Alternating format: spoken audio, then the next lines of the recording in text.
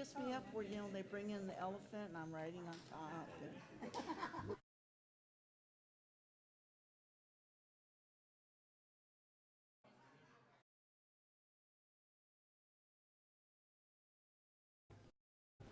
All right, everyone, it's 6 o'clock. I'd like to call this meeting to order.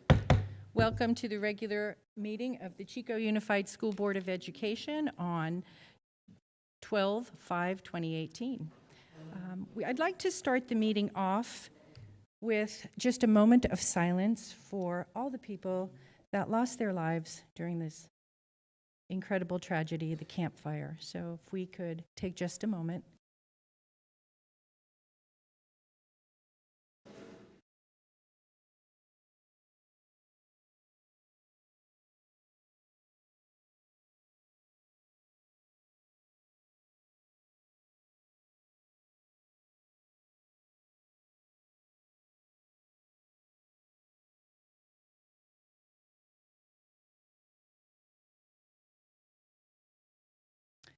Thank you.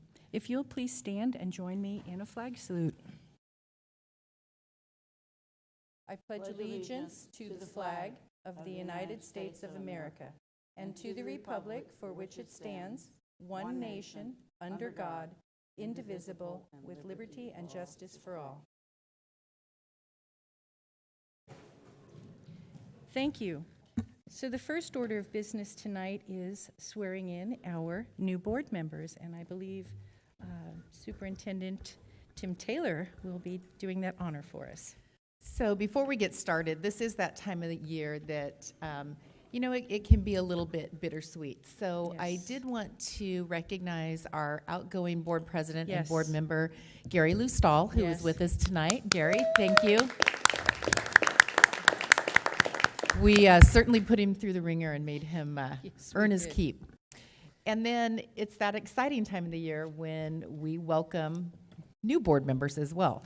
So with us this evening is Mr. Tim Taylor. He is our county superintendent, and he will be doing the swearing in of our newly elected board members. So if I could ask them to come on down in front of the podium.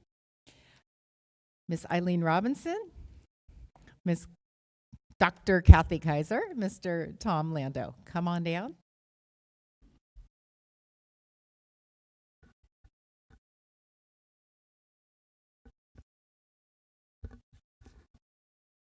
And Tim can do his magic and make them all official. Those are big words, Kelly.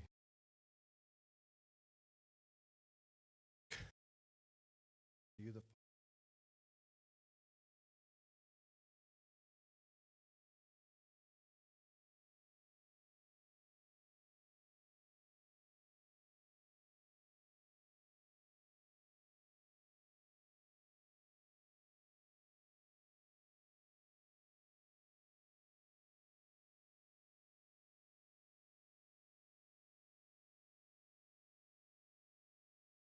yes. Get your hair done. Me too.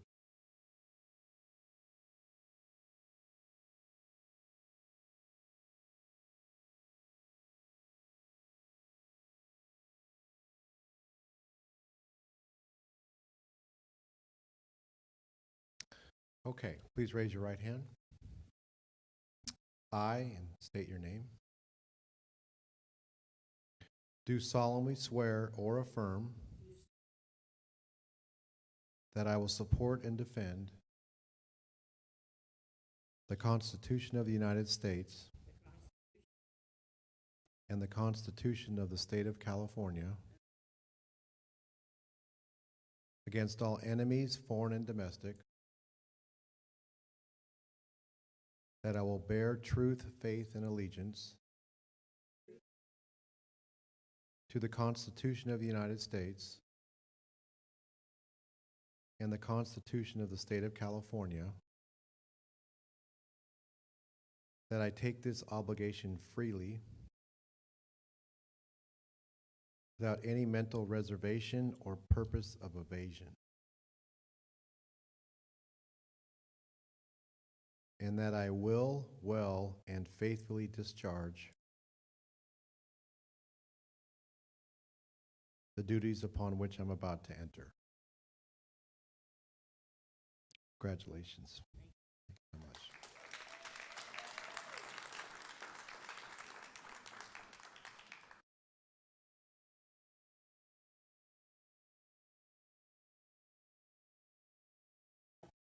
So while our board is getting reseated, I asked Mr. Taylor to go ahead and give us just a brief update on the campfire from the county perspective. And then we later will do one from the district perspective as well. So Mr. Taylor, it's all yours. Wait for them to get up here. I brought you guys a shirt that you guys can pick out your sizes in left a bunch here, so you can pick out your sizes in closed session, I guess. That's from the closed. It says Butte School Strong, matches your hat. So this was donated by one of our nonprofits that from the Bay Area that helped us out. Yeah, I'm going to give you a little perspective of this from the county perspective, and start with the day it happened. I received a call from Tom Taylor, 7:20 in the morning, and the fire had just started percolating outside of Ponderosa, and he went over to the school and asked me what I should do because he's trying to figure it out. And I said, well, start getting people out of there. And within 40 minutes, it jumped so fast. Tom Taylor and Dave McCready orchestrated the evacuation of all the students. And you never forget phone calls when someone's screaming and yelling, you hear things going. But miraculously, Tom and Dave orchestrated with 500 different educators and the charter schools to get those 4,200 kids safely off. And they are true heroes, as all of the other educators are. From there, we've done evacuations. We've done fire.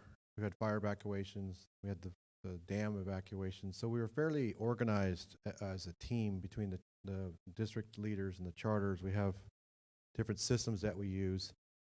But this was in way over our head. I think within 48 hours from our county perspective, we realized this wasn't the evacuation of the dam. This was much broader. So we started reaching out to Dave Gordon, our good friend, to bring in some people because we were dealing with a very school district, and the charters were so traumatized they couldn't make decisions. So we started to bring in some help. And so now we fast forward 3 weeks, and we did get the students in class. And I have to tell you, and I know she's going to be mad at me, but I don't know what we would have done without Kelly, because we're not. Yeah, I know. Because when your biggest district is well organized, it's tremendous support for Michelle, John, and the charters. Kelly sometimes, like I do, says yes, and then she tells her cabinet, I just said yes to something that Tim needed, and I don't know what I'd say, so, but that's her style, and it calms down the other 32 leaders that needed to see calmness in this frightful time. And like Kelly says, none of us could, Michelle John's role was so overwhelming. The last thing she needed was strong leadership, and we all look up to Kelly, especially the district soups, to really help guide things. So her leadership on these cell phone calls and text change was truly admirable, and she has such a good team that she can rely on that gets things done. I really don't think we would have opened up school if we had poor leadership here. I think I would have pushed it back at least another week. And so I thank you, Kelly. I know it's amazing to watch you and have to deal with it. Yeah, and it's just beautiful. So now what? Now, numbers will keep rolling in. We had 479 staff who lost their home. We have 4,906 displaced students. Our attendance before the fire was 29,475. And that doesn't include our private schools and some others that's coming in. We're down about 2,000, little over 2,000 students that we showed up in attendance on December 3rd, and that's a big drop for some people. We know Paradise has got kids spread out everywhere, and I think the honeymoon's this week, but it's going to be tough if we've got them squished into some environments. So I was over at Durham. They've got 90 kids in a kindergarten class that they're rotating these kids around, and Durham's done unbelievable work. They've accepted over 300 kids there. the beautiful sight to see the Durham Elementary with them. But we got to get these portables in soon because it's stressful. Bird Street out in Oroville is already at capacity. They need 3 portables. We need 5 at Durham. And so tonight we were very happy to hear, today I heard the Paradise Board did approve the new high school interim site, which will be, we're calling it the Fortress, but it's out at the airport. It's where Facebook was. It's a very nice site that will give them some relief to put the kids out of the mall and get them into a more of a school setting. We're working with Wayne Cook, get a baseball field out there. They got room out there. They got a huge center that we can help get some career tech going, and we're anxious to get that thing rolling. The Red Cross is in there right now, and we'll have them out of there within 2 weeks, and then we'll start a full court press to get it out there and get the bus line to go a little further and get things going. So we're still seeing things going on. I just got done with Oroville Elementary Board, and we're starting to see some parents say that the room's too crowded. I'm going to go to Oroville schools. So 8 kids have moved in the last 24 hours into Oroville schools just because the Bird Street's a little full. So I think the importance of getting these portables in is ultra critical. Long term, people ask me that long term. I think the next big thing that you're going to hear in the next couple of days is to start re-employing people. So we just got off the phone with the state, and there's 500 jobs that they're going to be starting immediately to help hire some local labor. It's a huge process to get a city done. I think it goes debris removal, operator engineers, and then rebuilding. So that'd be good to get some jobs in here right away to re-employ our own people. So we've got people coming up in Sacramento to meet with James Gallagher, Mary Sakuma, and I. We're very excited about that. And then I think it's going to be very challenging for this district where things end up and go, because we keep hearing Paradise might come back in 1 year, and now they're saying 2. People are going to start settling in here. You guys are building a lot of homes. So the future of Paradise will be really I think a symbiotic relationship with Chico, and how that all plays out, I don't think anybody can predict.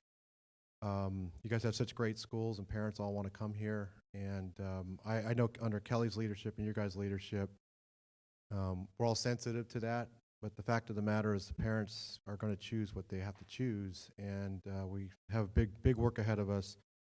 And we look forward to keep working with you at the county office. And I have to tell you guys, along with Kelly's team, I had 20 directors who worked every single day except Thanksgiving and the Friday, at least 15 hours a day. They started at 7:30. These are unsung heroes too. They were in a central command led by Mary Sakuma. And from our preschool division to ROP, these people it's just humbling to see somebody at 7:30 in the morning at work after Thanksgiving, and all 25 were there helping support things to help with getting these kids in school. So I'm proud we got them all in there, and a lot of moving parts. I left some copies of the data if you guys want to have it, but it changes. It had a 200 student change in 24 hours, so it's still moving a lot.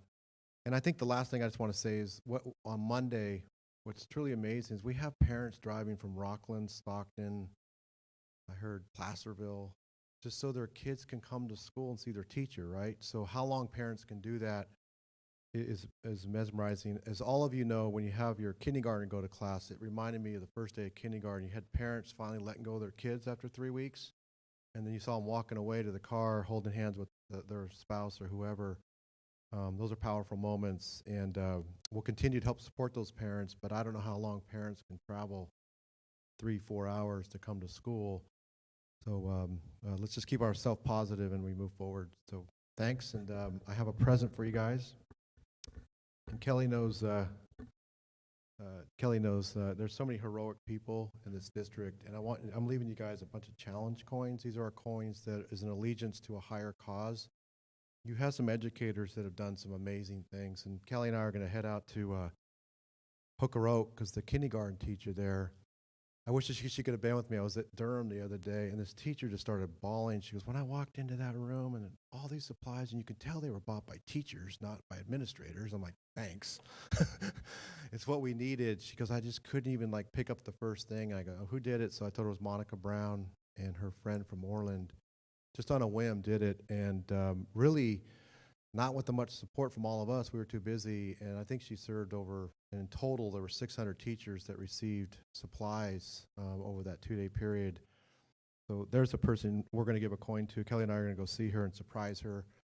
But I will leave you guys with some coins to give out to your great teachers out there and educators in general. So thank you guys. I gotta. And Tim, on behalf of Chico Unified, we had one small slice of this huge issue. Thank you to you and Mary and your team, because you guys truly were like 24 hours a day for the last 3 weeks, keeping things moving and make sure that we were ready for kids. So thank you to you and your team. I always like to say one funny thing. I was on KRON TV in the Bay, which my parents live in and my mom watches. I started my interview with, "Mom, I know I look tired. You've been saying that since I was 12." So it was good to and we have a lot of great things coming up. Your schools have been helpful with this. I just got 50 tickets to the grand opening of Something Rotten in the San Jose Civic, because everything's been going to sports, but we just received 50 tickets for that and 100 tickets for another play. I love the visual performing arts where we're going to turn kids around, but we're going to send kids from our schools that are going to go, and they're in the third row. They get to meet the cast, have dinner with the cast, and change their lives. So it'll be fun. You'll hear more of those great stories. Well, and then we have Chico winning the state championship at PV, so, you know. Great. Thank you so much, Mr. Taylor. So we'll move on to item 3, which is our organizational meeting. We do this annually, and the first order of business is to elect the president. It's item 3.1. Yes. Eileen? Yes, Madam Vice President, I nominate Linda Hovey for president.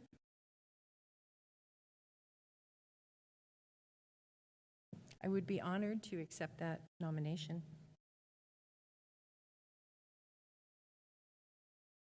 Is there anyone who would like to second that? Oh, second, okay, I'll second it. Oh, I didn't think we had a second. I don't think it No? needs a second, No? no, it doesn't. You just have to give us a little spiel. Oh, I do. I All right. call for a close to nominations. All right, so the nominations are closed, so I guess I will accept your nomination, and I am, like I say, honored to take on this responsibility. I've been on the board for 6 years, and it is time. So I thank you for your support and your trust in me. I think you need a roll call vote. Yep. Do we need to do, we'll do a Yeah. roll call vote. Roll call All righty, vote. let's start down here with Board Member Robinson. Robinson, aye. Kaiser, aye. Griffin, aye. Lando, aye. Levy, aye. There we go. Motion is approved unanimously. Item 3.2 is to elect the vice president of the board. Yes, And Dr. Kaiser? I nominate Elizabeth Griffin. And I'd like to second that, even though we don't need to do a second. So may I get well? I is there- accept, thank you. Is there anyone else who would like to nominate someone for this position? Then let's close the nomination and we'll take a vote. And this does not need to be a roll call vote. All those in favor? All those in favor? Aye. Aye. Motion is approved unanimously to have Elizabeth Griffin serve as vice president. Next is to elect our board clerk, and this is item 3.3. Ms. Robinson? Yes, Madam President, I nominate Kathy Kaiser, Dr. Kathy Kaiser as board clerk.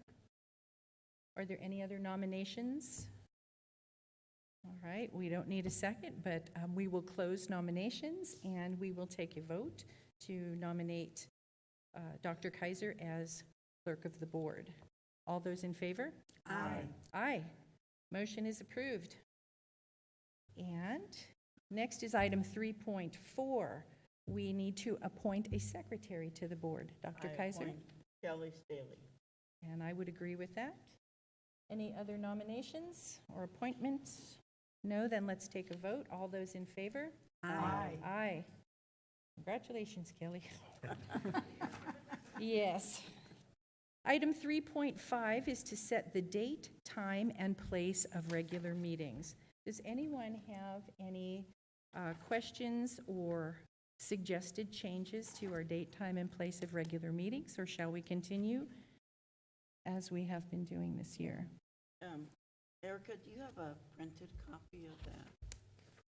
One, okay. I had one, I don't know what I did with it. Oh, never mind, I got one. I'm good. Okay. I think everybody got one. I just see what the back Yeah, is. I couldn't- I've looked at it.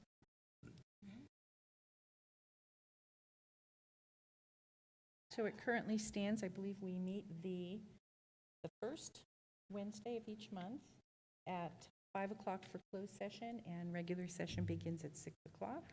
And we will continue to have the meetings here at the Marsh Junior High Multipurpose Room. Special board meetings are at just.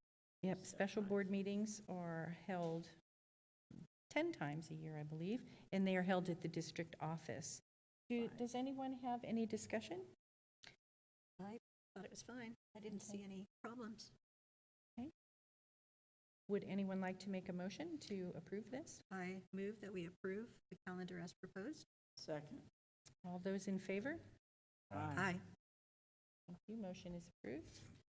And then lastly, in this item is the agenda layout. Do any board members have any questions or suggested changes to the layout of the agenda?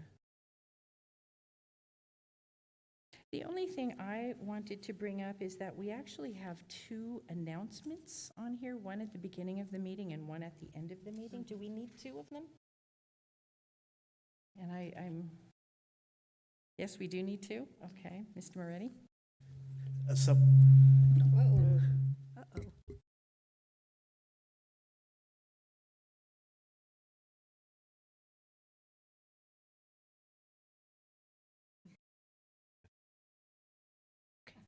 Very good, I don't have a problem with it.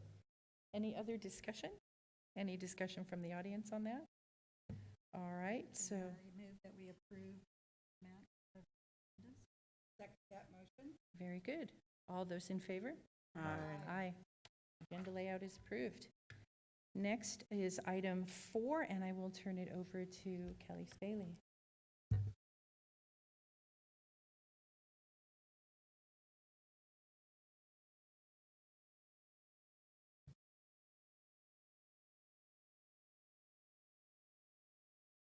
So I just got a whole lot of credit for things that really belong to a lot of other people. And this district, I will tell you, even though there may have been 3 weeks off, was hopping during this incident, as well we should be. That's what we're here for, is to provide this support. And I am so fortunate to work with people that just jump right in, even on vacation days when they did not need to be here. We had people who lost their homes that were showing up and giving back to others. So I'm incredibly fortunate to work with 1,550 people that are just amazing. But out of those, and this is a dangerous thing to do, and I know better, but I'm going to do it anyway. There were some people who very early on just jumped right in, didn't ask questions, and made things happen. So I'd like to invite up Bill Morgan, John Shepard, Dusty Copper, and Diane Olson. And I'm just going to say a few words about the things that these guys did.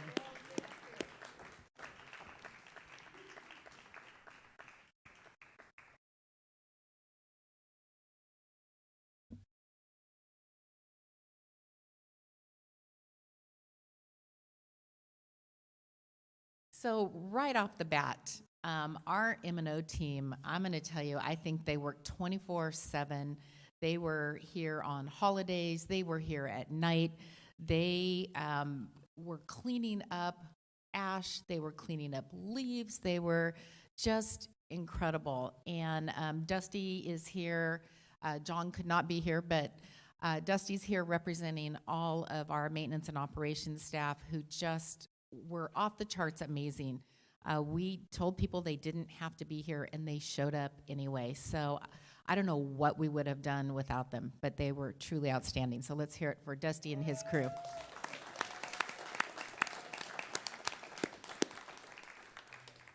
You can tell Carver that's really why we wanted him here. right off the bat, it became real clear that there were student needs. And if there's a person that has a huge heart for student needs, that's Mr. Shepherd. He immediately had contact with Paradise. What can we do? What do you need? You need a place to get together with your kids. You want to have a reunification. I mean, before I think they even had most people out of Paradise, they were already planning how to get their kids back. And John just kept going. You need a place to have a countywide summit? You got it. We've got the facility ready. And there were certainly lots of demands placed on our schools. But John, I just love how you care about all kids. So thank you.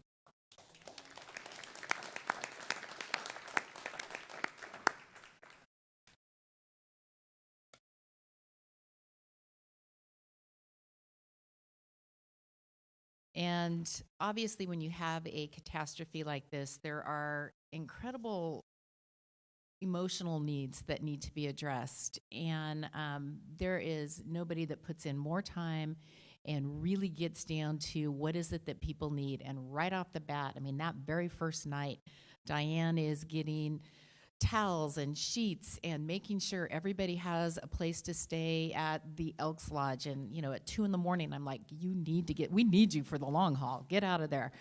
But she didn't. She just kept going. And then you get through the physical needs, and then you have all of these huge social, emotional needs. And once again, Diane, before anybody mentioned it, is setting up counselors, doing phone calls to get psychologists and other mental health help. Not only for Paradise, but for our own students and ultimately for our staff. So, Diane, thank you.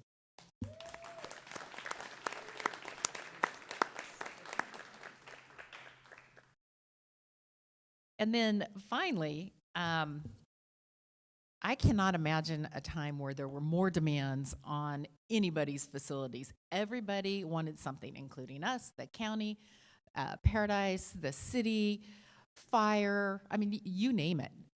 Police, law enforcement, coroner's offices. We were trying to provide facilities, and they were coming in so quickly that, you know, finally I said, I'm going to drop something here. We need some coordination. But Phil never said no. He just kept making it happen one way or another, recognized the need, and even though I think, I'm surprised he still has hair, but it got flat crazy at times, and Phil just said, we got to do it. We will find a way. I'm sure there's times when he wanted to say some other things, but he didn't. He made it happen. So, Phil, thank you.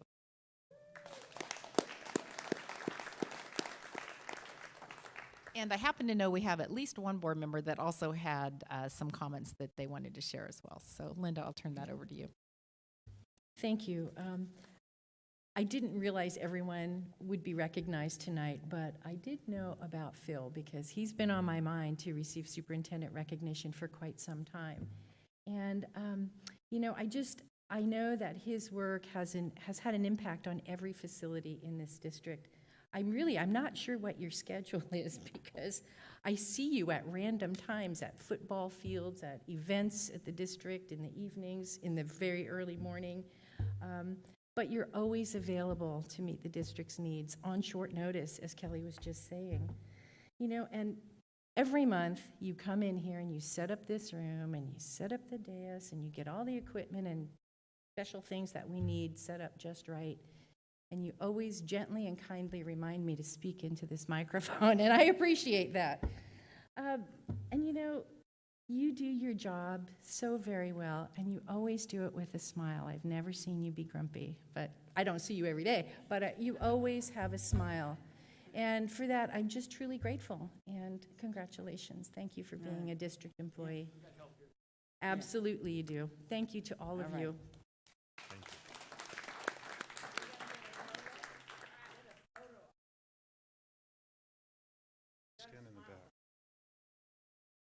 There's no energy left.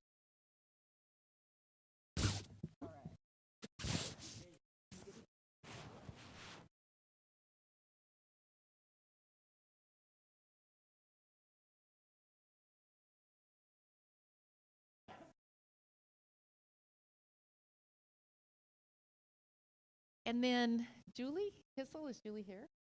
Oh, good. Julie's going to come up and share some good news.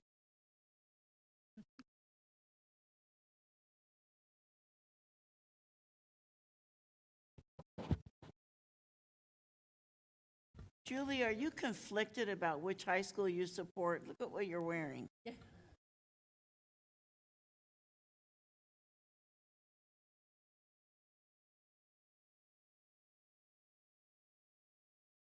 Good evening.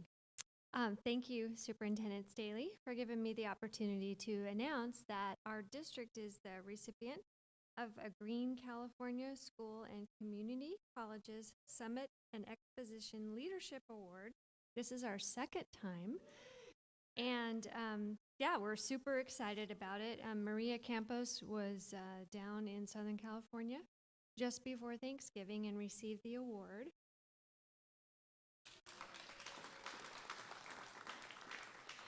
And it's specifically for the design at Neil Dow Elementary School. So I asked her to give me a couple of sentences to describe what we received the award for.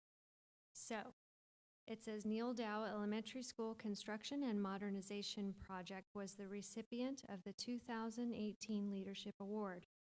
This award was earned based on the project's biophilic design, an extension of biophilia, incorporates natural materials, natural light, vegetation, nature views, sustainability, and other experiences of the natural world into the modern built environment. Yeah, so thank you. Pretty exciting.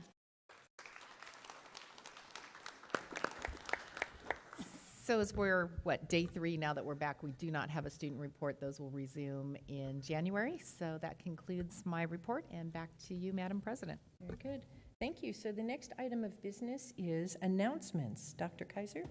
I want to say, as the grandparent of a kindergartner and a freshman in high school, and communicating with a number of people who are living in trailers and parked in my neighbor's yards, etc., it was an emotional start back to school. The 5-year-old had a meltdown when he got home, but I have heard nothing but positive reactions to being able to go back to school. So I just think it was a really critical need that they had, and that our teachers, thankfully, we did the trauma training, you did the trauma training, and it was extremely effective. So I was at a Chico High basketball game, and the staff person there had lost her house, and yet all she could do was praise the training. So that speaks volumes. So thank you. Are there any other announcements from the board? Actually, I have one, and I'm a little bit late on this announcement, but I just really wanted to acknowledge and thank the Chico High School FFA team that runs the Henshaw Farm. During Halloween time, the staff out there donated a truckload of pumpkins to the children at the Tory shelter. And granted, they had a lot of pumpkins out there, but this small act of kindness on behalf of that team out there made such a difference in the life of the children that found themselves homeless on Halloween. So I really do want to extend my gratitude and thanks to the Chico High FFA and the Henshaw Farm. So thank you. And with that, if there's no more announcements, we'll move to item 6, items from the floor. Does anyone from the audience have an item to discuss that is not on the agenda? Okay, seeing none, we will move on to negotiations update. And I don't know if Mr. Moretti goes first or Mr. Hanlon. We had 2 sessions planned, and we did not meet. Actually, the one happened on the day of the fire, and then we were out of school on the subsequent meeting date. So we are meeting next Thursday, and we are hoping to meet with CSEA in January. Mr. Moretti, anything to add? All right, very good, thank you. We'll move on to the next item, which is our consent calendar. Do any board members have an item from the consent calendar that they wish to pull? No? Mr. Baltima, did you want to pull an item?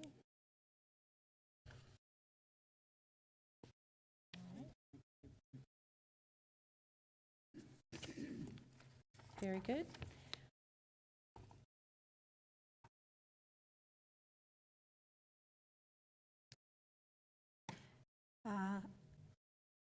I move that we approve the remainder of the consent calendar. Second. I don't know who got that. It's a tie. All right, so we have a motion and a second. May I get a vote, please? All those in favor? Aye. Aye.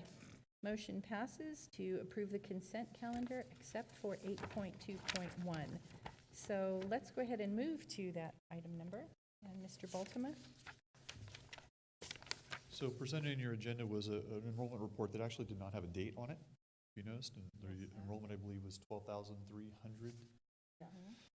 That report contains quite a few duplicates of student enrollment. So what I did provide you was our actual certified CBEDS report, which lists our CBEDS number on that date as 12,235. Now, there is an amendment period, and we will take advantage of that. We do think that we will see a slight increase in this enrollment number, but I did want to provide you what I think is a better data point for you to see as a board. As a reminder, our CBEDS enrollment last year was 12,201. So we do see a slight increase. I believe our projections were originally 12,249.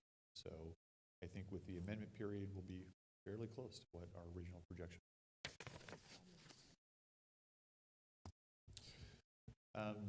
Double counting often is if we have students that are attending a different program, they've enrolled in both of those programs, we may be in a situation where we push information up to the CalPADS state database, and those students, we aren't able to drop off of our system, even if they're there yet, because we haven't gone through that SAR process as well. Very good. Very good, thank you. Any questions for Mr. Baltima? All right. Okay, I move that we approve item 8.2.1. Do we have a second? Second. All those in favor? Aye. Aye. All righty.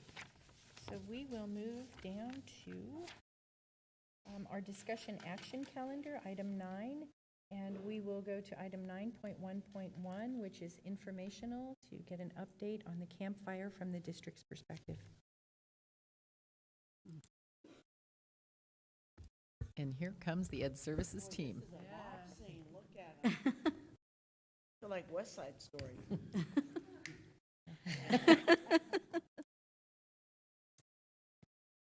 Okay, good evening. We're here to give you kind of a rundown on Chico Unified's response to the campfire, including affected students, staff, and families. So we'll give you the nuts and bolts and the numbers right now. So first of all, before we get too far into the numbers, I want to just give you a little background on where these came from. Immediately, that first weekend, we had principals beginning to call students and families to get an idea of, who's been evacuated, who has lost their home. At that time, if you remember, there's still a lot of people were unsure of whether the status of their home. So this number has changed over time because of that. Same thing with the staff. There was a lot of uncertainty at the beginning there, but the numbers that we have based on talking to folks is 198 Chico Unified students lost home, and we had 88 students who were displaced but left with homes still standing.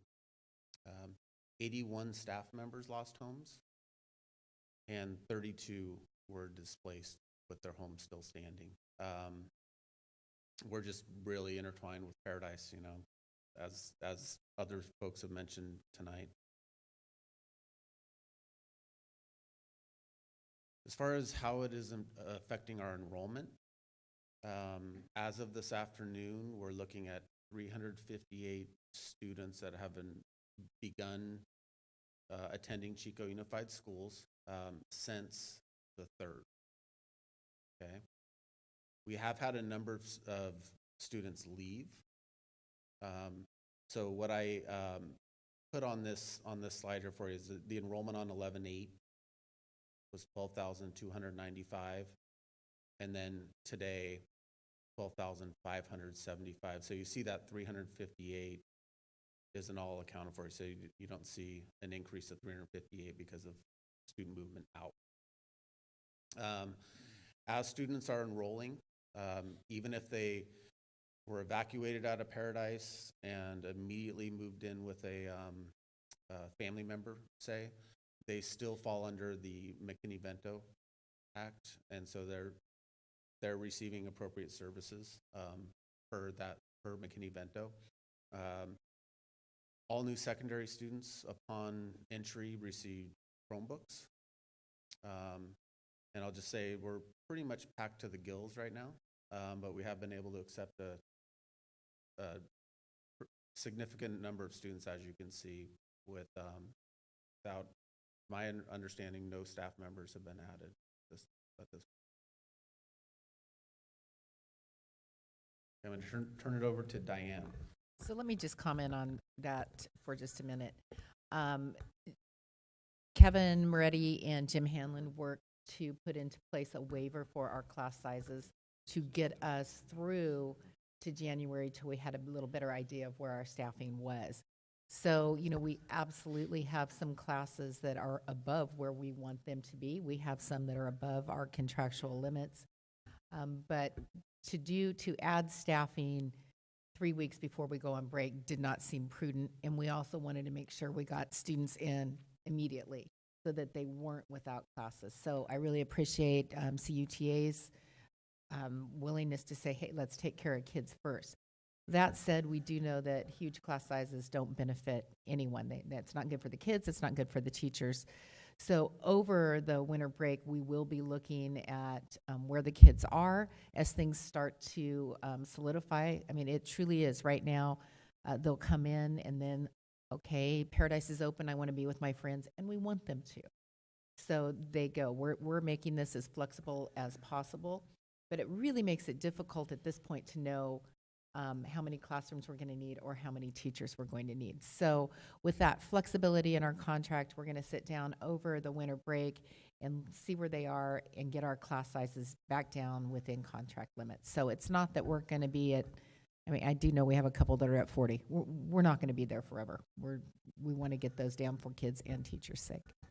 Thank you for clarifying that. And along those lines, just again, normally we'd have all summer or even May through summer to be placing kids in classrooms. One, Kim Hernandez in our district office, every time we get an enrollment, is looking at what school's next, where they're going to. Our registrars, our principals, and our teachers have been great about placing, you know, everybody in classes, because even at the secondary level, especially at the high school, we got to know what courses they need to take and where they're at. So they've had to work a lot of hours to make sure that they're getting their classes when they walked on campuses on Monday, what they needed. So they worked extremely hard. And again, our teachers have been very flexible. We've had them saying we got to have 38, 40. They just said, okay, we just need this amount of desks and furniture in our classrooms. So it's just been an amazing transition for everybody and how they've stepped forward. And I can just tell you the people, like I said, Kim Hernandez has just been working amazingly hard in our district office to make sure those numbers are even. Anyway. Okay, so in the district, whenever there's a traumatic event of any type, we have to mobilize a group of people, and this district and the staff that we have to cover that are the nurses, the counselors, the psychologists, the targeted case managers, and the guidance specialists. And they have expertise in this area, but it's a traumatic event. And so it's always a challenge to provide everything they need to bring their skills back up to where they're feeling comfortable to help out everyone that needs help. We've had too many of these events over the last couple of years while I've been here, and then even beyond that, other ones I've been involved in.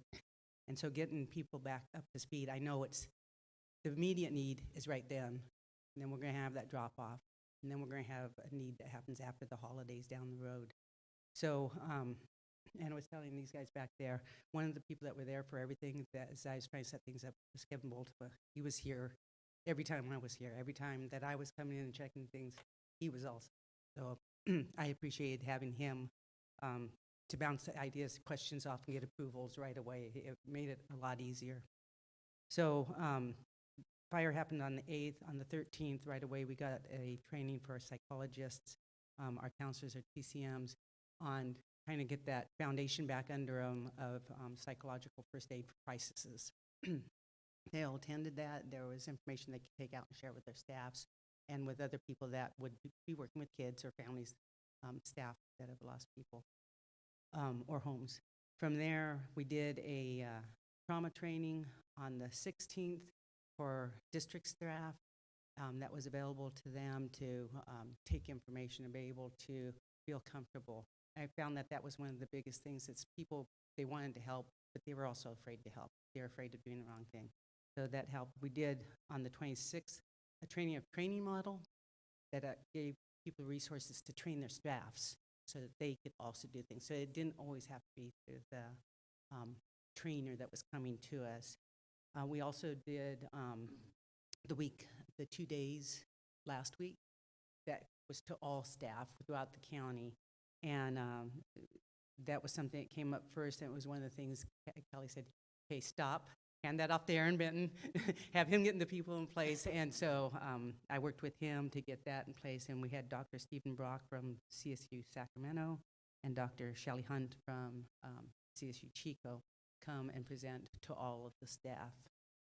We also had Dr. Bruce Perry, who has been involved in the district and providing other trainings around nurtured heart and those type of things. And so he provided 3 days of webinars that people could come in and check in and out of as they wanted to. And then we also have those on tape for them to do that and share with their staffs. A lot of them used it during their staff training. So there were a lot of things. Those were the major impact ones. There's other things going on constantly right now too. I'm working with the county, and they have a volunteer group of counselors. And so we're using those where we can, but we also recognize it's more important for our counselors and our psychologists and our staff to feel like they have the skills to work with the students, because those are ongoing relationships. Volunteers that come in and meet 2 times and have no relationship and then leave, we have to rebuild it again. So we're trying to help our staff to work with students directly and feel like they have the skills and the confidence to do that. Any questions on that?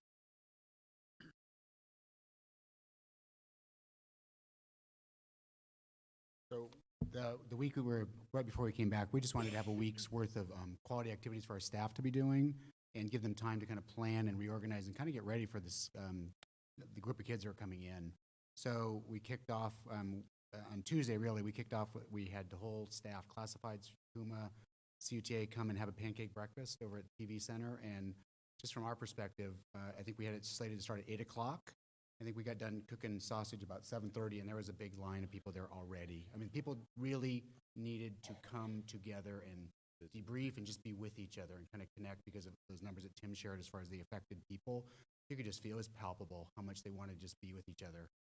And then when Sheriff Honey was going to talk, it was weird. I mean, they wanted to hear him. We had to shove them in there because they really just had a need to come together and kind of brief, talk, and be around each other with it. So, and then Matt Redham spoke also, and we sent a survey out. Lots of kudos from staff. They said that was really appreciated, kind of the time together, just to come together and be with each other, but then also some background, and also to hear from Sheriff Honey. I mean, he's just been a rock with those kinds of things. And when he came in, it was like literally a rock star walking into a 1,500 people in the gym kind of thing. It was just a great vibe, so. Yeah, and it was great because Matt Redham, he does a lot of our trauma training for us, and he's been doing a lot of them out for our staffs over the years. So when Sheriff Honey was running a little bit late, we had to stick Matt out there, and Kelly actually did a wonderful job stalling for a while. I appreciated that. And then Kevin came up and actually got cheered twice, which I think is a first for him. Nobody cheered for Jim when he went out there, but it was amazing because Matt went out there and he was doing a great job, and he was just basically talking about how to take care of yourself too, because everybody was gone through a lot, even with seeing trauma of their friends and the guilt of not having things happen to them. It was a lot, but we had to kind of give him a hook halfway through. So that poor guy, we were going like this, you're out, sheriff's in. And then when it was just an amazing thing when he walked in, when the sheriff walked in, everybody stood up and gave him a standing ovation. It was just chills in the room, and I don't know if you've seen any of those videos on Facebook. It was just amazing, and he really electrified that crowd, and just having him there, and it was good for him too, because he's in a tough position, and he did a great job. Then Matt came back out and did a great job with our staff, so it was just really great. Then on Wednesday, we had every school site did a staff meeting in the morning, just again going over what was going to happen for the rest of the week, have them talk together as a staff, and what students they were going to get into their classrooms that were new, so they knew who they were coming in. Every teacher knew what student coming in from Paradise, so they knew how to direct and how to handle that situation. So they talked about all those things at their staff meeting. And then we started with our BCOE trauma trainings at Laxton Auditorium. So Wednesday afternoon, our first group was some of our elementary schools. And then Thursday morning was the secondary schools, went to Laxton. Then on Thursday afternoon, the rest of our elementary schools. So they all got, again, we had some more experts come in and talk about how to handle it with your students and yourself. And it was really great. And classified went. So it was really great. And then one of the things we did, what I thought was special, was Friday was a student welcome orientation. So the elementary schools did an 8:30 to 9:30. So every elementary they contacted every family that was new and did an orientation for them that morning with the parents and the students. So they all did welcome. They gave them shirts and just talked to them, introduced different people at the site that was there for them, which was pretty amazing, because when you start thinking about all the support systems that we have. So we were all at different schools, but they're looking, because they got introduced to their target case manager. I'm here for you if you need anything for school, to get to school or not. Here's your counselor. They will be here for you if you need to step out. I'm here for you as a parent or as a student. Come see me if you need that. Then they just went through, here's the registrar, here's your attendance clerk, all the different support systems that they had. Even the campus supervisors went up and said, you'll see me out there. If you're having a rough time out at lunch, just come find me. I'll get you a safe place. And the support systems that we have in place, you don't really understand until all of them start speaking, and the families just start going, wow, there's a lot of people. And it was just great for an hour. Junior highs did it from 9:30 to 10:30, and then the high schools did it from 10:30 to 11:30. So the parents they had the teachers in there, so the kids got to know who their teachers were that day. So they showed them where their classrooms were. The secondaries got tours for all their classrooms, where everything was. Meet even their teachers, who they're going to be when they showed up on Monday. So they knew they had faces that they recognized when they walked in. So it was pretty powerful to watch. I thought our staffs did a very good job of that day. It wasn't this huge rally or anything, because we just felt that they had so much of that. It was just more of, here's the people for you. Here's your classes. If you need time out, this is where you go. We didn't want to do a big thing for them, because they've been just so around doing things. We just want to say, we want to get you back to some type of little bit of normalcy when you show back up on that Monday. So it was pretty good. Jay said, I was at Marigold, and there were 25 new students starting over there, with a whole bunch of parents accompanying them with Johnny did a very nice job touring them and answering questions. And like Jay said, as they introduced each support person, you could literally, it was almost palpable, feeling the families look and go, okay, we're going to be okay here, kind of thing. You could just feel them. They walked in very apprehensive, a lot of anxiety. And over the course of the 45 minutes, you could feel them walking away excited to come to school Monday, kind of thing. And their kids are excited. So, and I heard all of them did a great job like that also. It was just a very nice feel, nice ambiance. They walked in knowing what was going to happen, and they felt really like my child is coming to a good place. And they're ready for them. They're organized. They're supports in place. And I think that's made a huge difference for us for the Friday. I want to say one thing and have the newest member of our team come up. It is you. You are the newest. Oh, I know. She, on the fly, just came up with a brilliant idea to support our teachers' children. Well, it actually came from Kelly saying that a classified staff member, would really like to attend the trauma trainings. However, childcare was an issue because, as we all know, with kids and not in school and working, it's a pull on us. So with that, our minds got to be working, and our PEP pals, who are grant-funded people who work in the after-school program, who are not on a contract, lost work when we were out of school. So they were happy to come back. We organized them to come back and be on to supervise staff members, classified and certificated staff members' kids, school age, TK through 5th grade. And that was very well received, very well attended. There were 8 people at each site that were able to be there, and approximately 60 to 70 kids a day. So we were able to provide that Tuesday from the pancake breakfast that morning, all day Wednesday, all day Thursday, and all day Friday. So that was great. I want to say that I heard from the kids themselves or parents from 5 different schools, and it was, everybody's kid had some reaction. It's not a good thing to cancel Spanish caroling for Christmas, but really, basically, you know, when that's the complaint, and people know their kids made it through the day and they're okay, it's really a tribute to all of you guys that you did a great job. I do want to add one other thing too, is that yesterday between Ted, Jay, myself, and Dana Feingold, we were able, I think we visited every single campus on Monday, and just the feeling of normalcy and that all the needs were being met. There was no need not being met. Everyone felt very supported, and I got a lot of feedback from all the visits I did, I'm sure you guys did too, of just feeling like they had everything they need, they're in control, and it's going well. So that was really nice to see and hear also.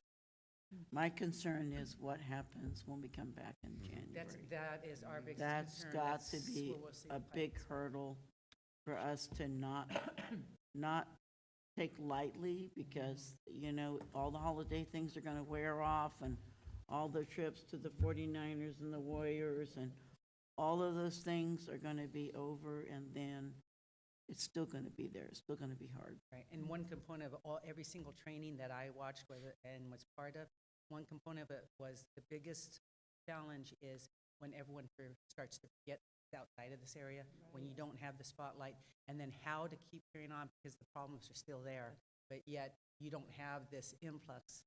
And, you know, if there was some way to balance that so there wasn't this huge influx at the beginning that you spaced out, which it doesn't work that way. So we are very aware of that, and we've been talking about it. So we'll try to come up with plans. So I think we just have some pictures just to share with you of some of the events. With your question, I'm sorry. Oh, well, I'm not sure who to direct this question to, but since this population is still moving around a lot and we expect still a lot more movement, we're providing Chromebooks. How are we tracking those things? And how do we know if we're going to get any of those back? What if somebody comes in and they move away? So we're checking those out with Aries, and we're monitoring him with Aries. And so if a student does leave the district, then we're able to turn those devices off so they can't be accessed anymore, to encourage students to bring those back.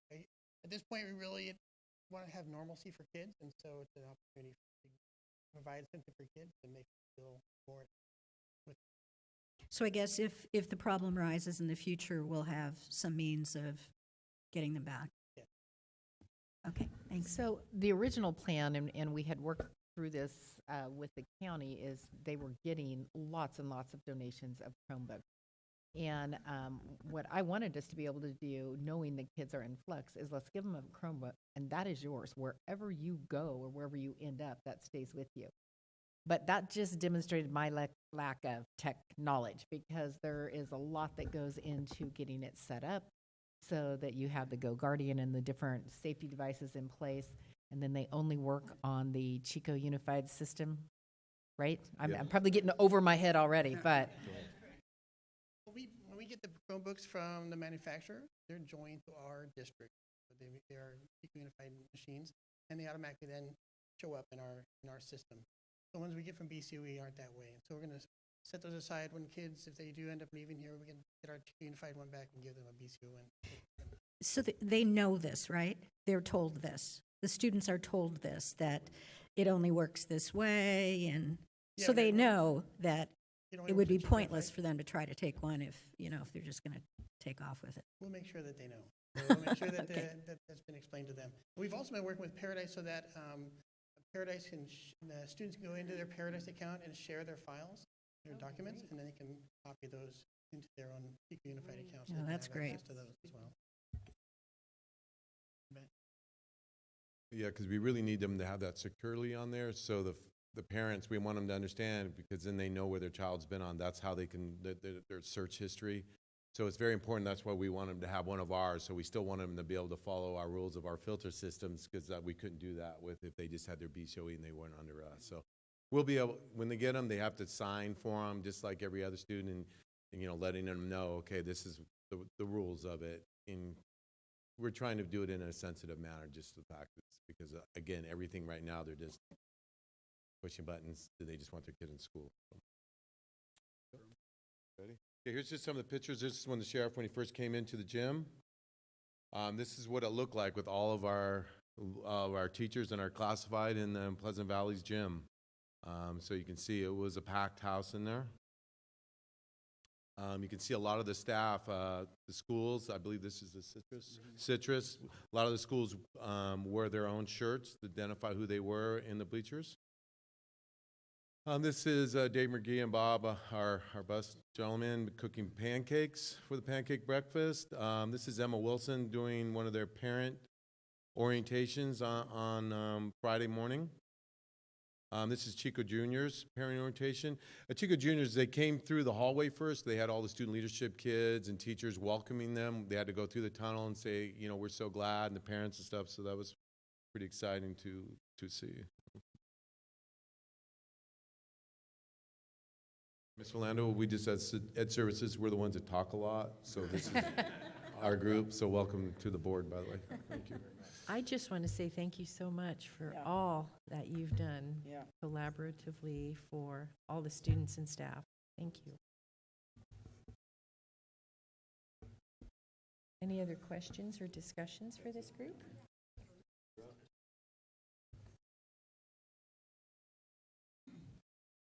So I don't have any pictures or even a team.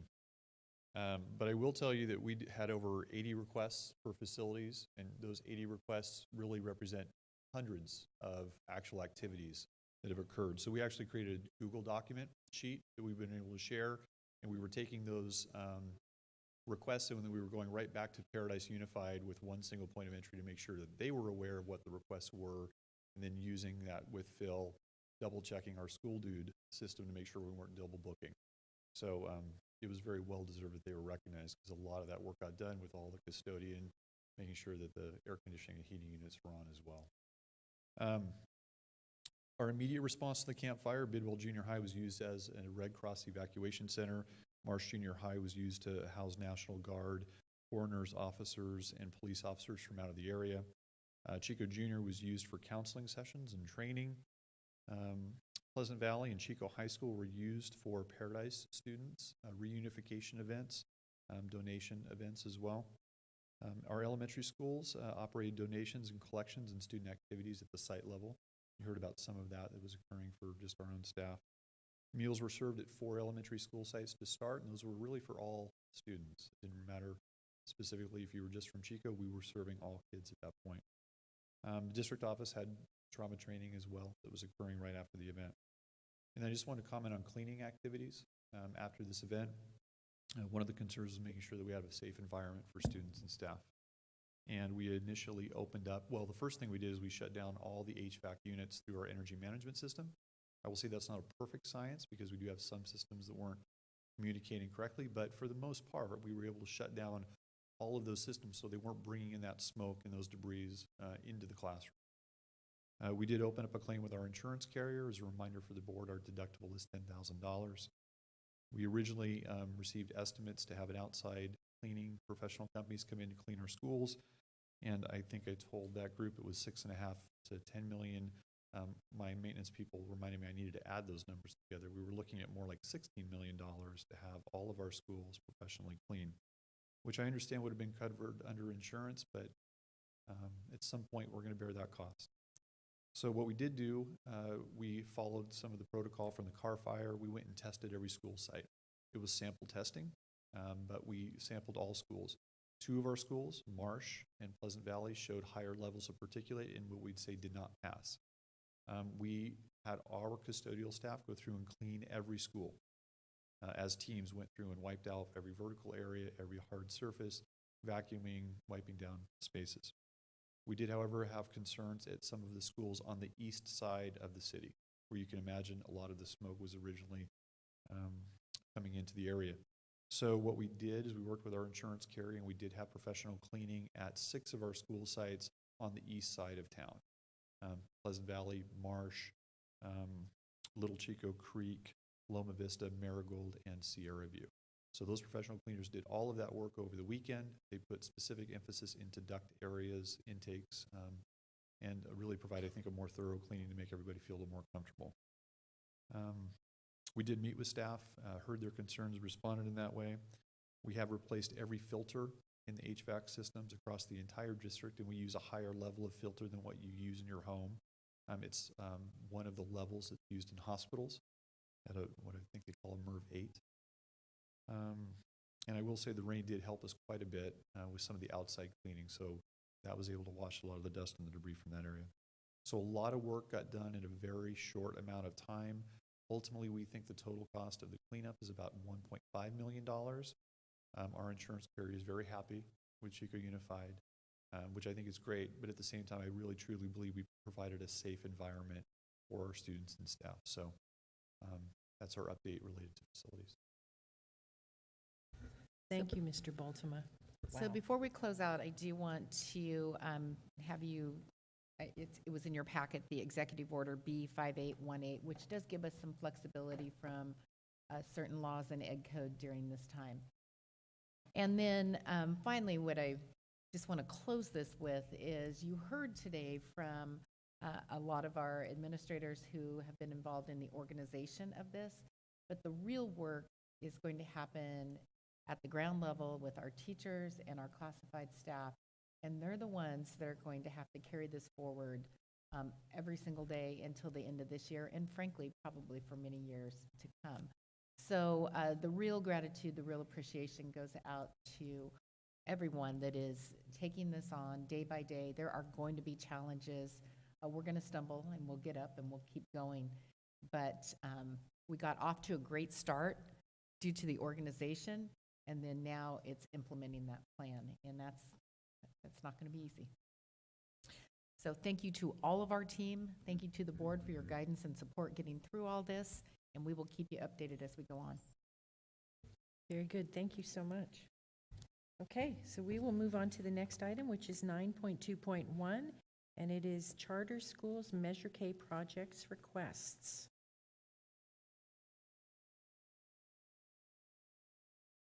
American flag, huh?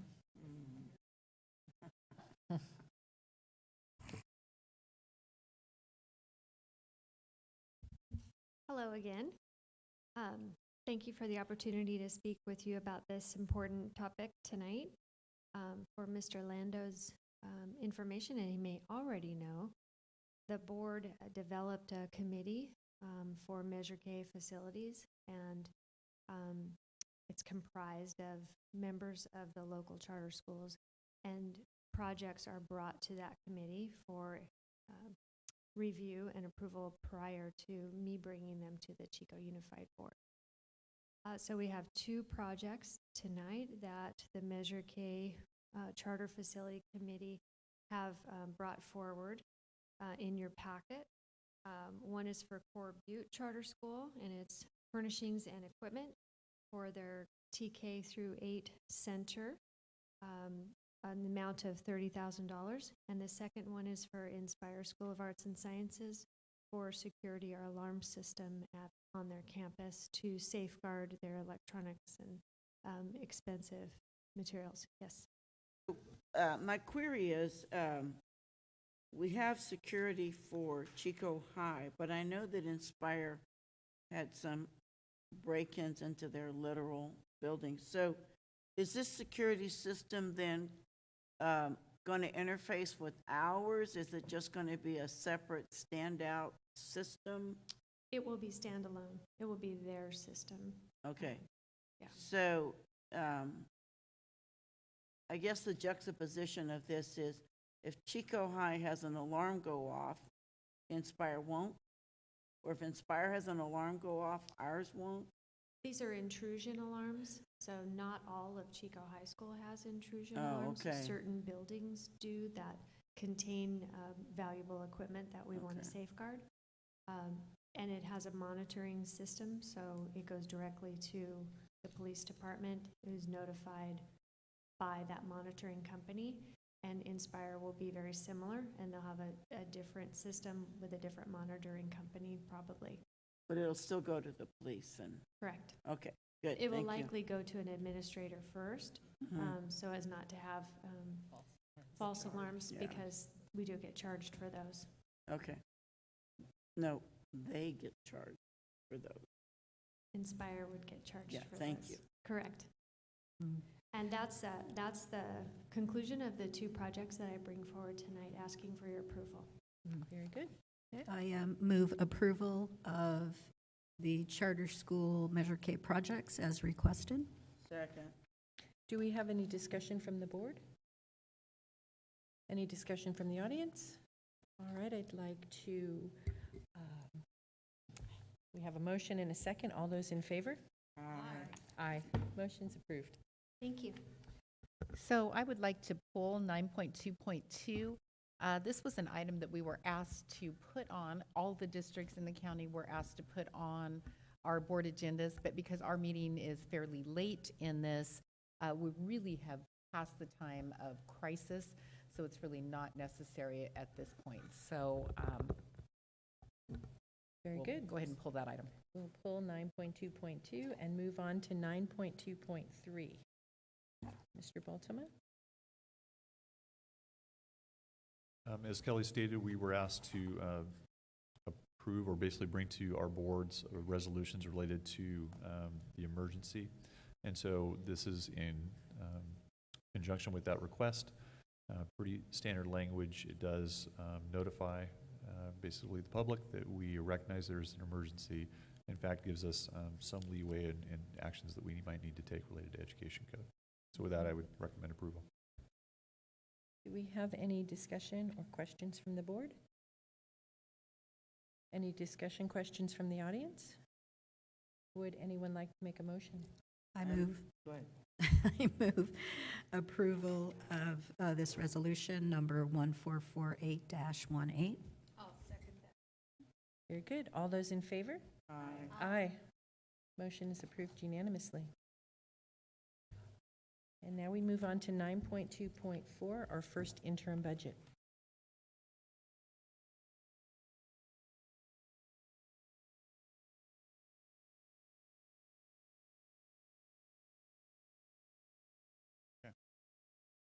Okay, I'm going to give the report, and then Jacqueline and Marie are going to correct me. And I will state that in the middle of this, we were developing this budget, and there came a point when Marie and Jacqueline had finished their work and were waiting on me, and that went for about 2 or 3 days. And then they walked into my office and said, that's enough, you aren't getting your stuff done, we're going to take it over. And I'm very, very thankful for that. One, because I know it's all that much more accurate to start with. But the second is it's just really wonderful to work with a team. Because I can imagine if you're alone in a district and having to deal with some of the issues that were coming through the campfire and you didn't have this type of talent behind you, it would be very, very difficult. So I'm very appreciative of their willingness to tell me I wasn't doing my job. With that said, yes, here is the overview of the budget. As a reminder, this is the interim budget, first interim budget. These numbers do change.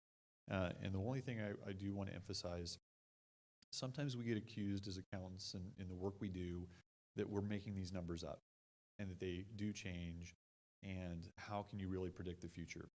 And I really do continue to argue. We use trend analysis. We look at these numbers in depth. We do have a good feel for what they are. They are based on what we believe are good assumptions. What you're hearing tonight, though, I will tell you more than ever, will be very different when we come back to you at second interim. So I think there's a lot of good things to take away from here, some things that point us in the right direction, but I do point out our enrollment is changing as we speak.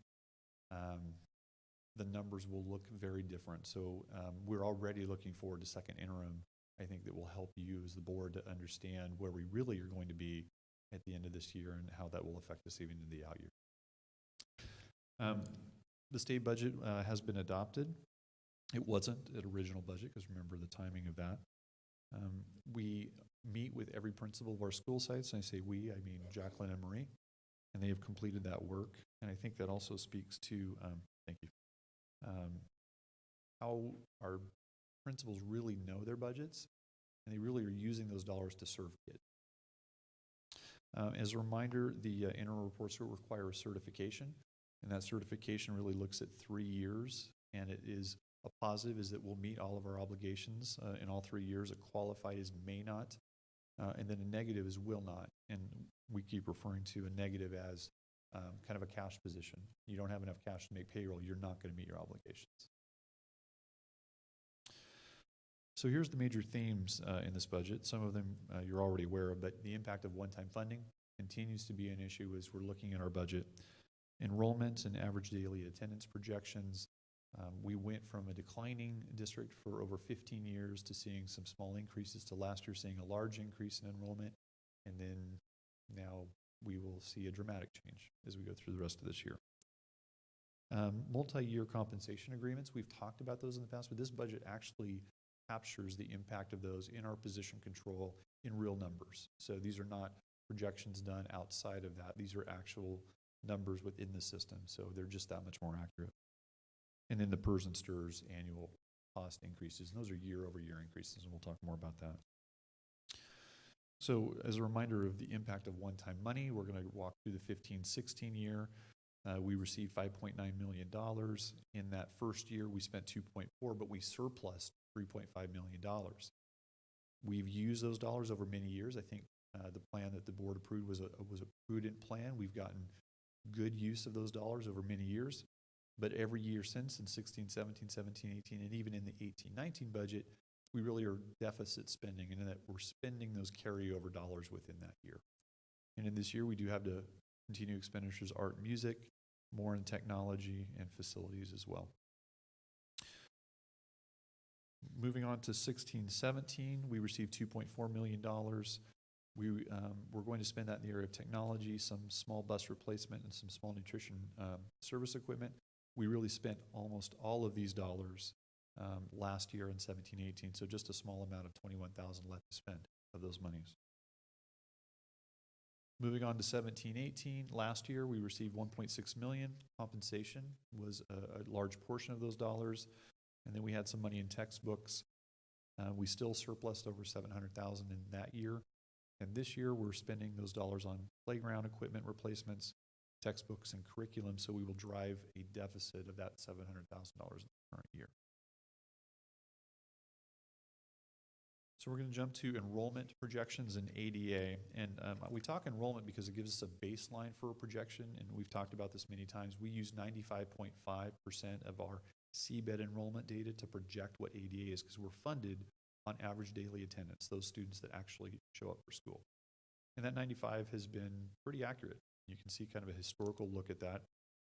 But what is different from where we were at original budget is that we were projecting more like 100 enrollment increase next year and then 150 in the out year. Now we're projecting 54 in 1920 and 84 in 2021, but this will obviously dramatically change. Okay. Kevin, before you move on, thank you. I think that's much more conservative to put those numbers in those out years. But I did have a question about this year's P1 and P2. I realize that this fiscal year is funded on P2, where we're going to end up in April. But when we submit for P1, our numbers might be a little inflated with the students that we currently have who may end up going back to Paradise classes.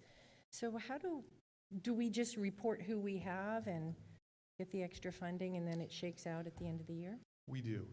And often what this is a cash flow issue. Right. Because the state will then adjust and we'll see higher cash flows. Right. But then at P2, we'll submit that information, and then we see usually what we talk about, the June recertification, where they take a look at that and make an adjustment. So it doesn't hurt us. It gives us some more cash, but it doesn't change our spending pattern. Okay, very good. Thank you.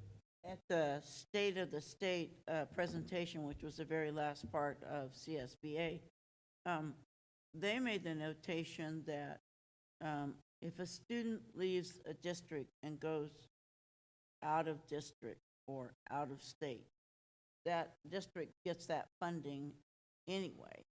They get coverage for that. But right now, if a student leaves the district and goes to a charter, that they don't get that funding. And they talked about that as a real central concern that they had as a change in future funding approaches. Right, so I think what you're describing is the fact that school districts get to use the better of the current year average daily attendance or the prior year average daily attendance. So if we were to lose 300 students out of Chico Unified, we're still funded on the prior year number. That is not true for charter schools. Charter schools are only funded on the current year, which is a challenge for them, which is different than districts. It will be interesting to see how that plays out for Chico Unified as we receive an influx of students from Paradise, and I agree with you, Linda, that we will see that increase, but then probably lower. Yeah.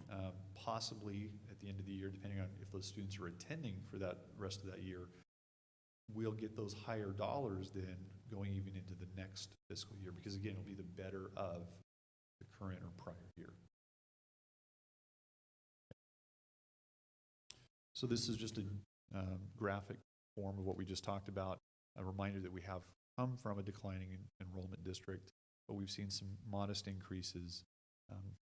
17-18 was a large increase, but we have flattened out those projections. I will say when we start using 3-year averages, for me to reduce these numbers any lower, I really believe I'd be manipulating that trend to a point where it wouldn't be valid. So I still think that what we're presenting to you is based on some good data. So major assumptions within the budget itself, fully funded local control funding formula, and that's a big deal. 18-19 is 2 years earlier than all the original projections from the state. Cost of living adjustment, something we've never seen before. The governor and the legislature passed a super COLA at 3.7%. And that has its own interesting dynamic, but really that impacts our one-time money, because originally we were expecting one-time money, and what the governor did is reduce those one-time dollars to basically provide this COLA of ongoing money. And then that means ultimately that gap of what we would receive if we were fully funded compared to where we are is zero. We're there. Our funded ADA for a projection is 11,697.81. That is only an increase of 17.97. So that is really pretty flat.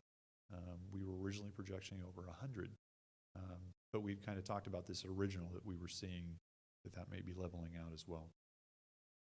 Our unduplicated students, remember we are also receive funding for students that are identified free and reduced, economically disadvantaged, foster youth, or English learner. We're representing that right now at 46.31%. There is some work that needs to be done, I think, on that percentage. It's a little lower than we would expect at this point. It seems to be dragging it down a bit. You answered my question. Got it. So again, going back to our CBEDS conversation, that original certified report, we have this amendment period. This is one of the areas that we need to be taking a look at that unduplicated percentage to make sure we're accounting for all of it.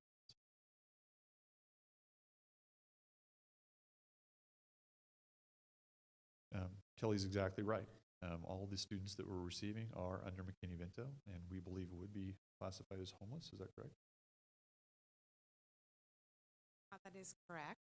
All of the Paradise Unified students are now deemed homeless. They're eligible for McKinney-Vento services. However, the unduplicated percentage the state funds the district on is based on CBEDS, which is the first Wednesday of October. So all of those students who were evacuated and ultimately enrolled at Chico Unified as a result of the fire will not actually be calculated into this percentage that was based on the first.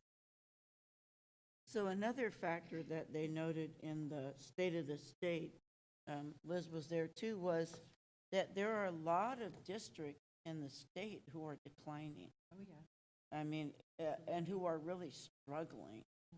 So we might have to be thankful that we're stable rather than fretting over growing. Yes, we've talked about this before. When you're a declining district, you are having to make reductions in your program at a faster pace in which you're losing those students. It's just much more difficult. One-time funds, we originally, at original budget, if you remember, we were estimating a much higher number. Again, that's super COLA, almost over $4 million. We've reduced that now to 2.1.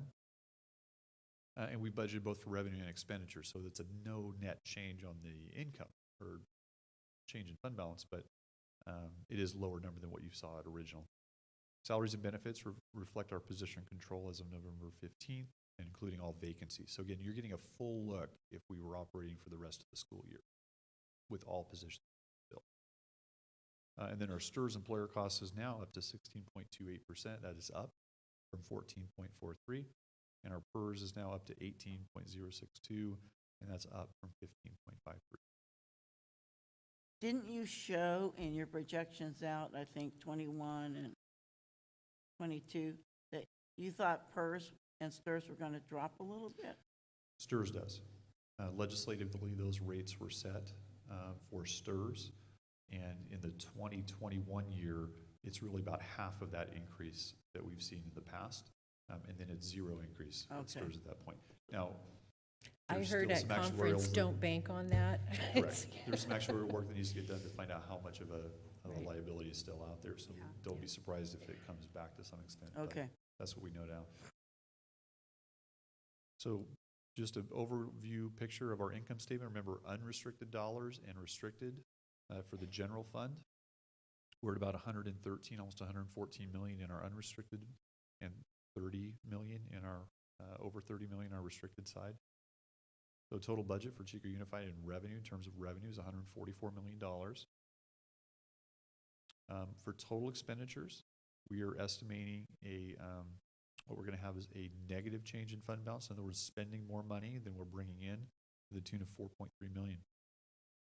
On the restricted side, that's a negative change in fund balance of 753, but largely due to spending of carryover dollars. So really, when we're talking again, health and district operations, we do zero in on the unrestricted side of the budget. And yes, that is a large number, and we want to talk about that. Here is a pie chart of how we spend our money.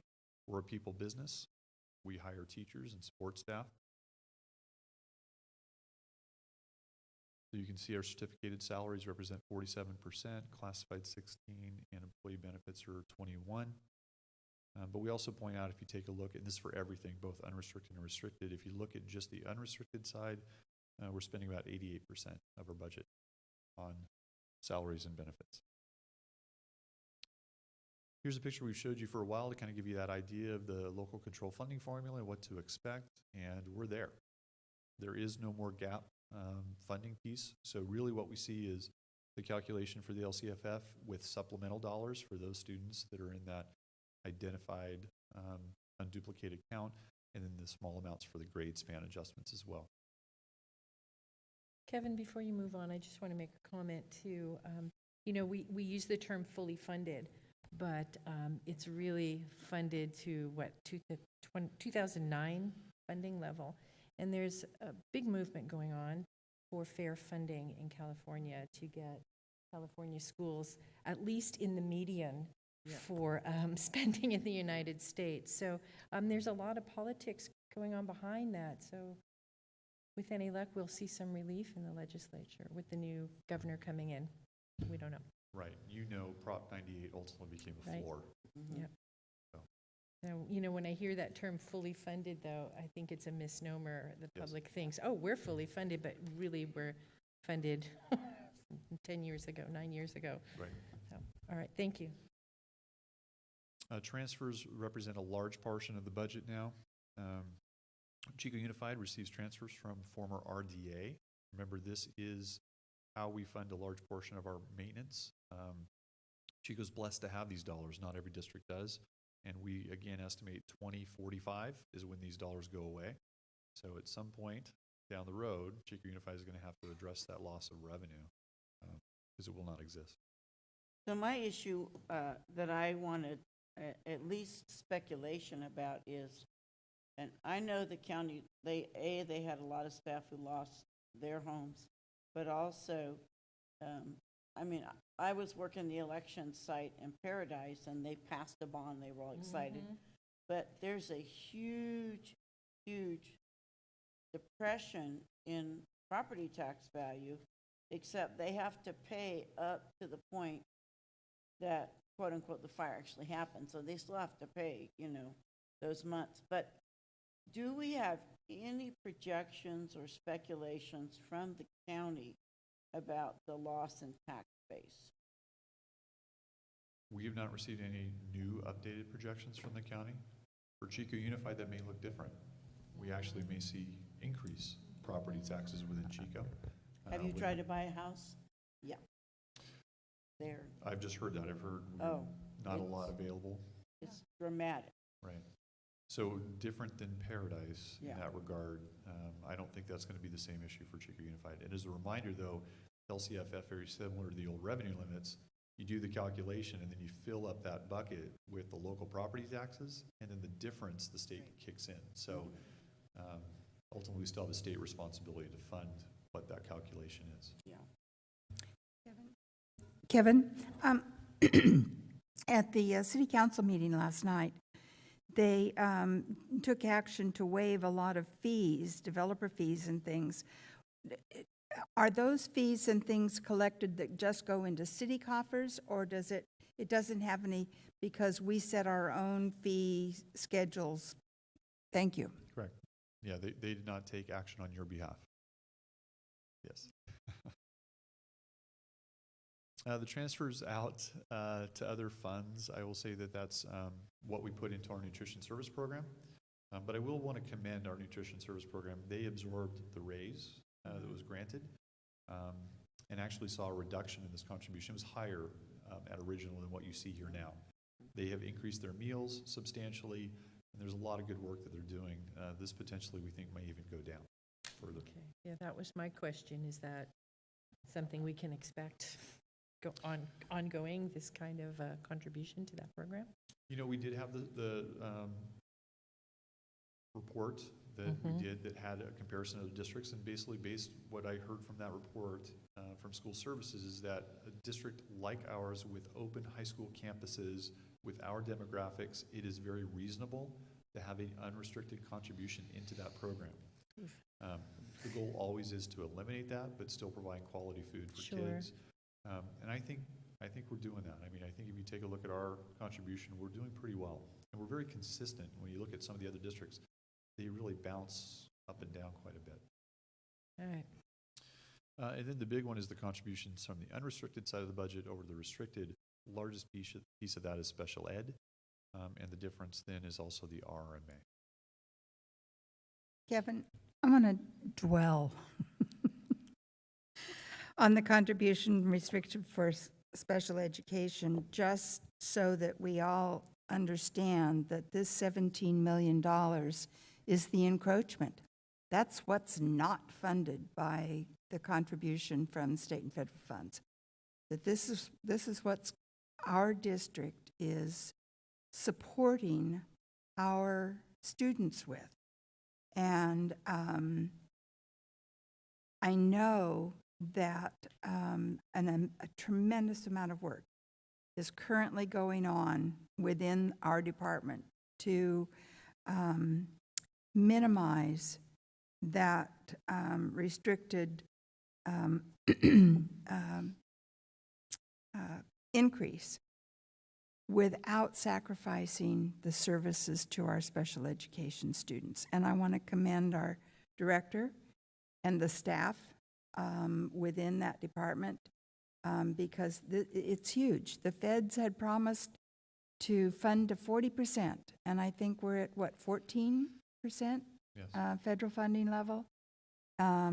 So Chico Unified is doing an amazing job. Our reputation is well received within the county and outside of the county. A lot of people move here to get their kids into our special education programs. And I just want to recognize the contribution that this district makes to lifting up and supporting the students that need that extra support. The scariest session at CSBA was the rising cost of special ed. Make your hair stand on end. Well, you did approve for us to have school services come in and take a look at that program, and they were scheduled to be here in December, but due to the campfire, we have rescheduled, and they will be here, I believe, in February. 1 day in January and 2 days in February. They'll be on site doing their visits. They've already done a survey with teachers and received a very nice response on that data. So we're going to be very interested in their report, and hopefully that gives us a roadmap to continue to look at the program from a financial perspective. There's certainly a educational component that we weigh, but from a financial, they may have and hopefully have some recommendations for it. So one thing we owe you, I think, is what happened from the last time we presented the budget. So this is a change from what happened in original first interim. LCFF didn't change much, but we have that decrease in our estimated ADA ultimately that drove that. What you see in the state revenue, that decline is definitely related to the one-time money. Remember, we thought it was $4 million. We're only estimating $2 million. That difference is right there. We do have a slight increase over $100,000, but we have more international students than we included in the original budget. But the big piece here, and you see it, is the negotiated settlement. Those increases across the board, both certificated, classified, and employee benefits are represented. The book supplies decrease is again right back to the one-time money. And then we have in services some carryover dollars, right? We still have unrestricted dollars, mainly from site carryover, that then is applied in the first interim, often budgeted in the services area. And then the same is true in support and indirect. That actually represents an increase in indirect costs because we have more expenditures of those carryover dollars. And you can see that at original, we were representing a positive change in fund balance of 2.7 million. And what we've presented at this point for first interim is a negative change of 4.2, so that's $7 million swing.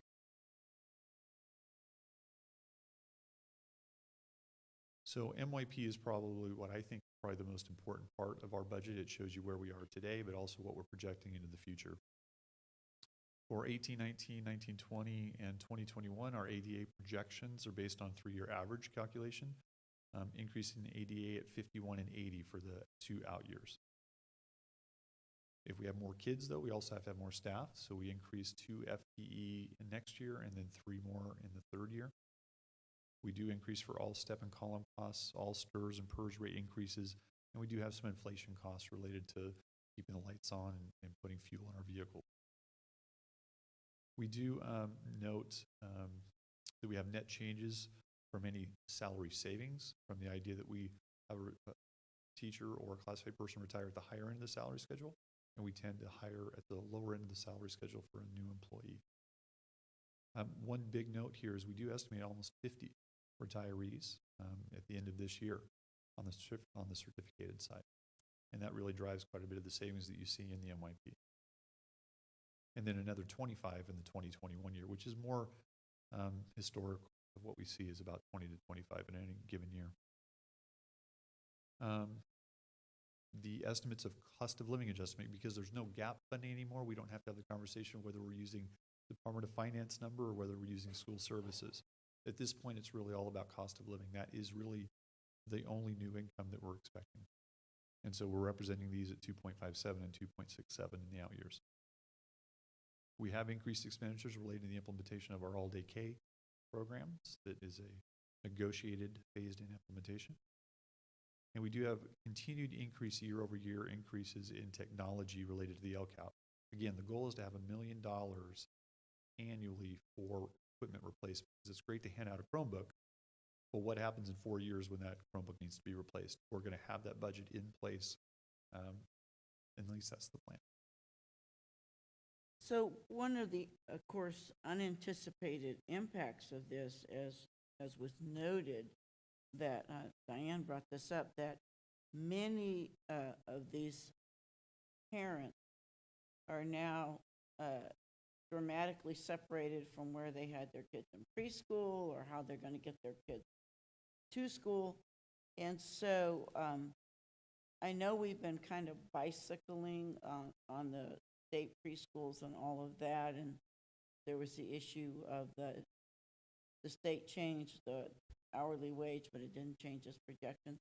So is there any aspect that some of these parents may be able to get their kids, you know, in preschool or after school or use our all-day K, and that would help us with some of our crisis funding, because I don't see how these parents are going to pull this off.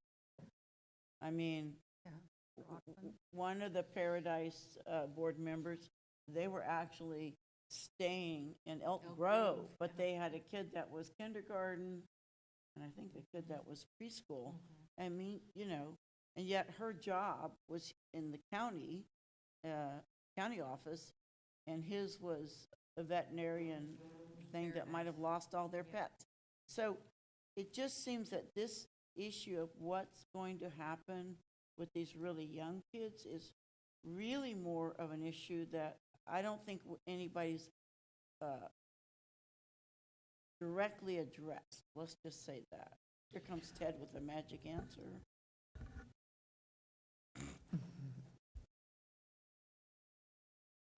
Right before Thanksgiving, Ann Willman from CARD called a bunch of people together, and we went over and met on Wednesday before and just had kind of a large discussion about the impact of those things.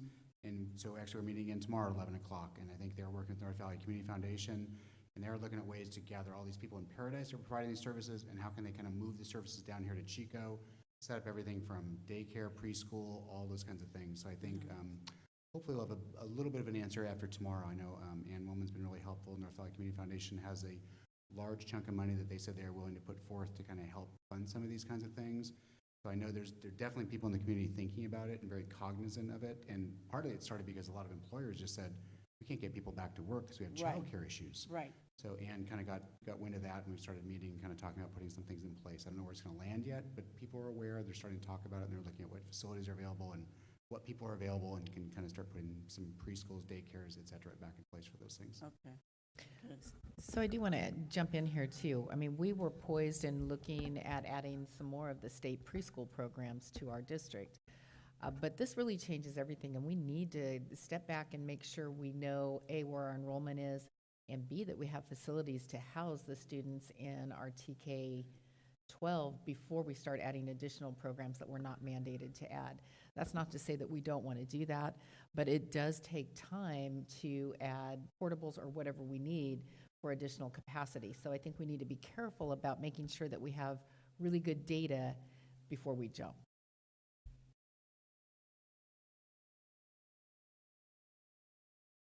Okay, so here is the first look at an MYP. Very aggregate numbers, but I would point you towards the net increase, decrease in fund balance. What you see is we have deficit spending in all 3 years. 4.2 million, 3.7, and then in the out year, 2.2. Which, if I was a board member, that would concern me, and I think it should. I will say that if you take a look at our fund balance, though, we started with a fund balance of $19.7 million. And I will say, we'll talk more about this related to the compensation increase.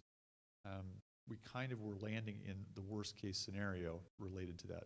But we always felt that when we implemented that and we agreed to it, we had the reserves to deal with even the worst case scenario, which is kind of what has happened at this point. Now, everything changes in this world, right? Because we're looking at more students coming into our district, but it doesn't change this trend. And I think that's important. What I like to communicate to the board is we have a deficit, and we've always talked about 3 priorities: deficit reduction, program enhancement, and compensation. Certainly compensation was the priority last year, and with that agreement in the next couple of years, the deficit then reduction has to be our #1 priority to deal with. But I will say again, we meet all the reserve requirements, not only the state's reserve requirement of 3%, but the board 2%, with another $1.3 million left over at the end of that. Now, if you peel away the one-time money and really get down to, let's take all of that out, what is really happening here operationally? What you see is we're now really estimating a negative change of 1.8, 3.7, and then 2.3. That's better than the numbers you saw before, but really you can see the dramatic changes in the first year. That's because that's really related to the one-time money carryover, and we don't have any projections for one-time money in those out years.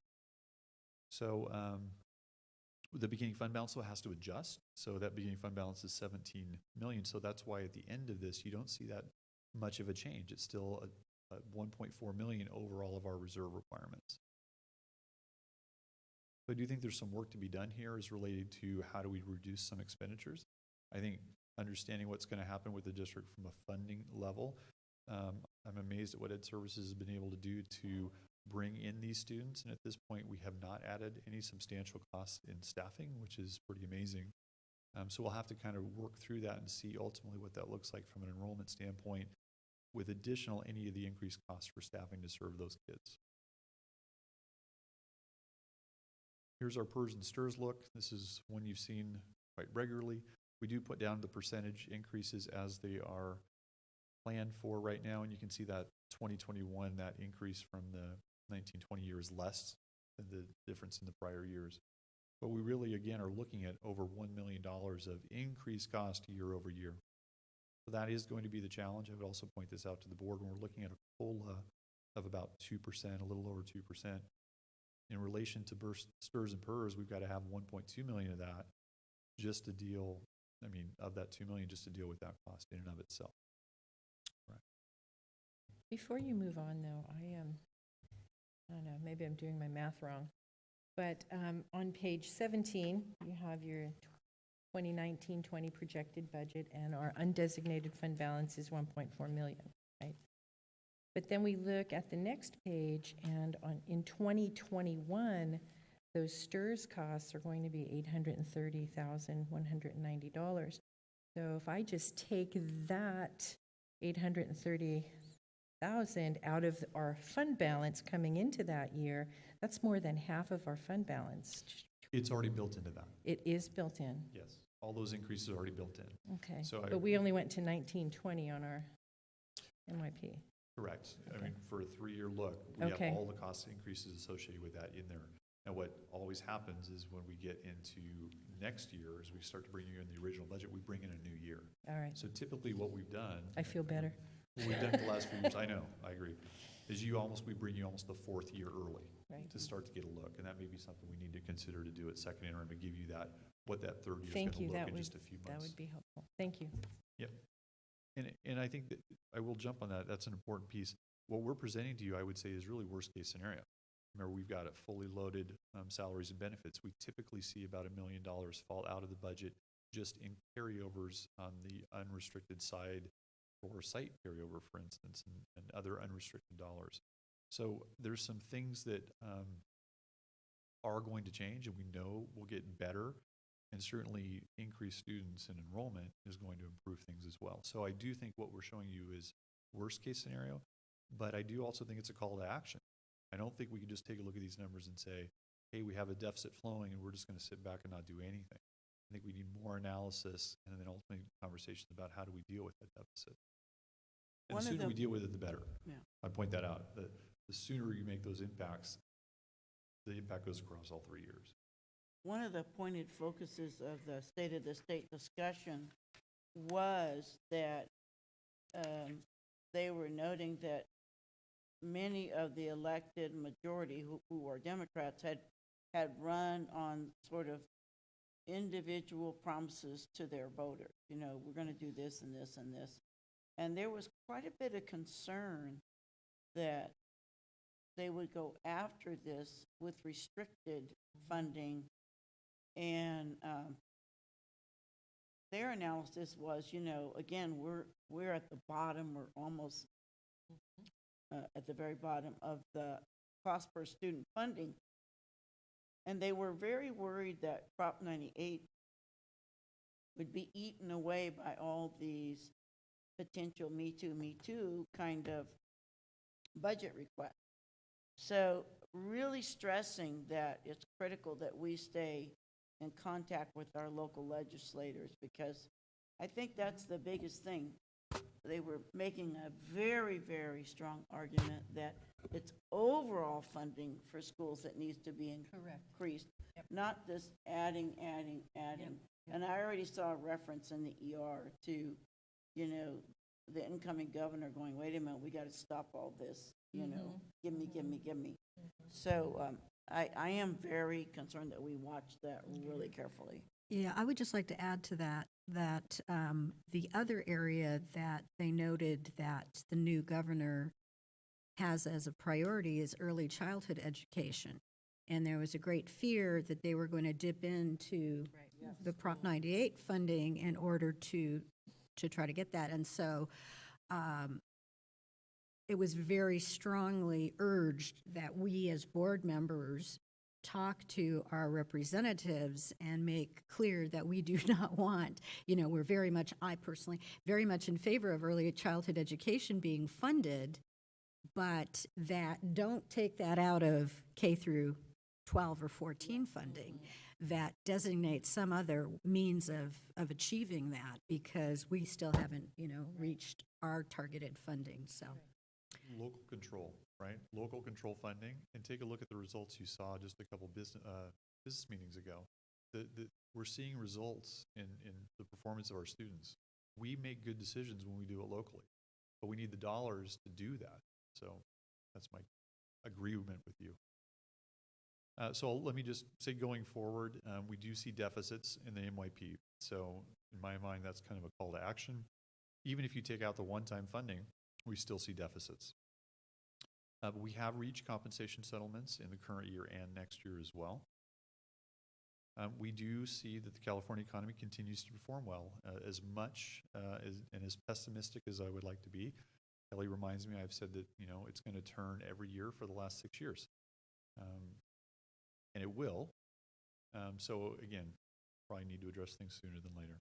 But next step, we want to take a look at what the governor is going to propose. We do have a new governor, so it'll be very interesting to see how this looks. Different than what we've seen in the past. I would expect there to be a change from what the governor says and what ultimately the legislature does. That has not been the case under Governor Brown, but I think it will be different under a new governor. But then we continue to need to evaluate all of our programs, and this is something we should do every year and all the time. How are we meeting our LCAP goals? Are we meeting our district priorities? And are we ultimately going to be addressing that deficit spending, which I think is obviously a priority. With that, any questions? I think I've asked mine along the way. Are there any other questions from the board? Anything? Oh, Eileen, I'm sorry. Yeah, I'm back to information that I've heard over city government and county government because of the results of the campfire and the the number of houses displaced, eliminated. We've lost. And the projection of how long it's going to take for Chico and Oroville to put in housing stocks to, keep people in the area. And if you do the 5 to 10 year projection, they're saying that the fallout is still going to occur 5 years to 10 years out. If we're not anticipating looking ahead at our declining enrollment situation because of what's happened with the housing stock within 200 miles of us, my question to you is, how do we monitor that? What mechanism do we have in place within your department, our interactions with the city and the city building departments and things? How do we monitor that for ourselves? I think the best tool that we have is every year we do a demographic study, which is targeted towards facilities and the work we do there. They provide a lot of data on development occurring within the district boundaries. And we use that ultimately to determine, what do we need to make sure we have capacity for.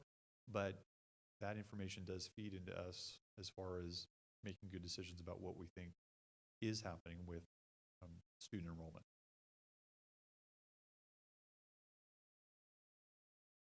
We need a motion to approve this first interim budget. I move that we approve the first interim budget. Second. Is there any further discussion from the board? Discussion from the audience? Okay, all those in favor? Aye. Aye. You have little donation buckets for us. I will add, we did apply, there was a form that we needed to turn in to qualify for FEMA funding, and we did submit our form today, and that was recognized. Great. So. Thank you to you and your team. All right. So with that, we will move on to,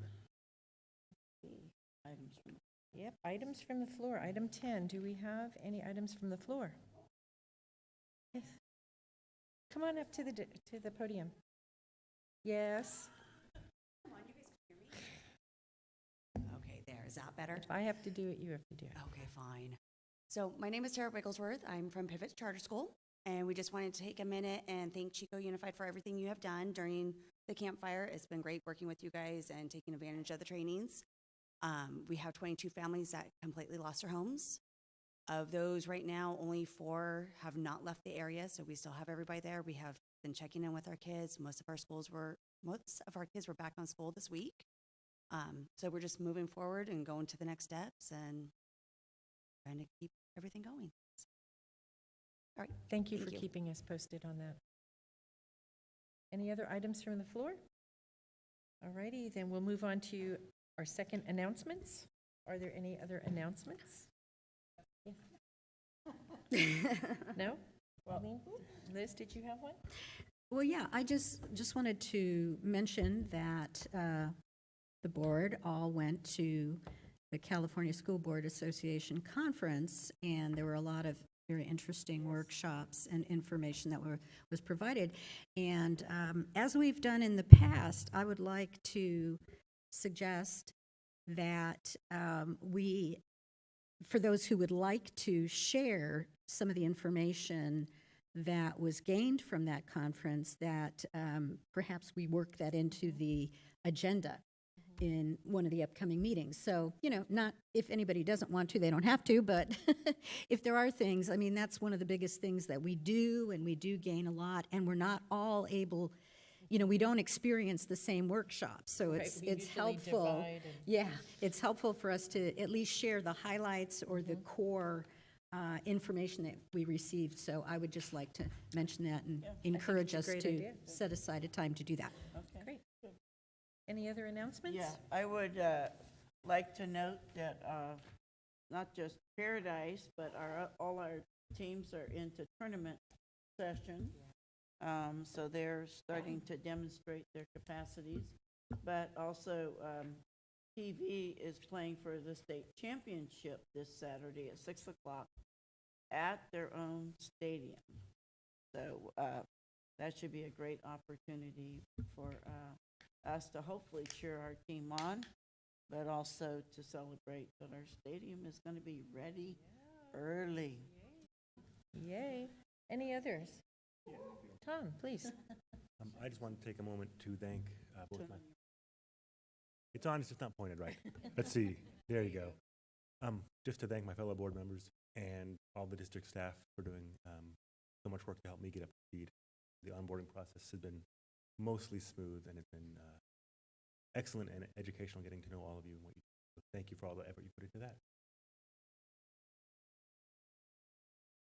All right, last call for announcements. All right, we will be moving into closed session. I will be adjourning this open session. Thank you for coming.